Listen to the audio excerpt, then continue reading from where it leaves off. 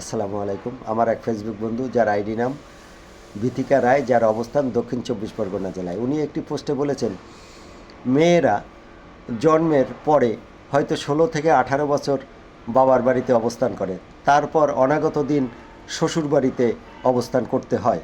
এটা অবশ্যই সবার মেনে নিতে হয়। তারপরে বাবার বাড়ির তুলনায় শ্বশুরবাড়ির এতে তার অবস্থানটা দীর্ঘদিন হয় এবং একজন মহিলার মেয়ের সার্বক্ষণিক দেখাশোনার দায়িত্ব কিন্তু অপরের হাতে বর্তায় বিয়ের পরে।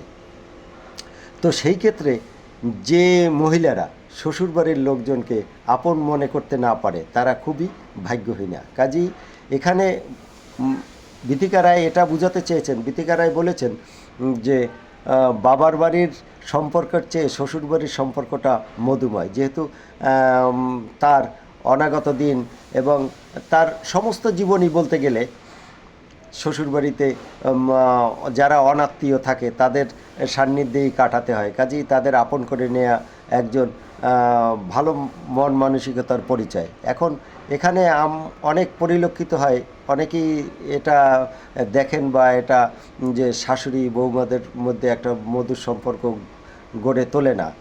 আমাদের এপার বাংলা ওপার বাংলায় আমরা প্রায়ই দেখি যে শাশুড়ি এবং বৌমাদের ভিতরে একটা বিরোধপূর্ণ সম্পর্ক থাকে। কাজেই এই সম্পর্কটাকে পরিহার করা উচিত। বুঝতে হবে যে শ্বশুর শাশুড়ি দেবর ননদ এরা কিন্তু অতি আপনজন, কাজেই এদের সঙ্গেই তো বাকিটা জীবন কাটাতে হয়। ধন্যবাদ বিথিকা রায়, আপনি সুন্দর একটি পোস্ট দিয়েছেন। অবশ্যই এটা মেয়েদের ব্যাপার, এটা যদিও আমি মেয়েদের ব্যাপারে কিছু বলবো না, কিন্তু মেয়েদের উচিত যে শ্বশুরবাড়ি এসে শ্বশুর কুলের যত আত্মীয় স্বজন আছে তাদের আপন করে নেওয়া। ধন্যবাদ আপনাকে, অসংখ্য ধন্যবাদ।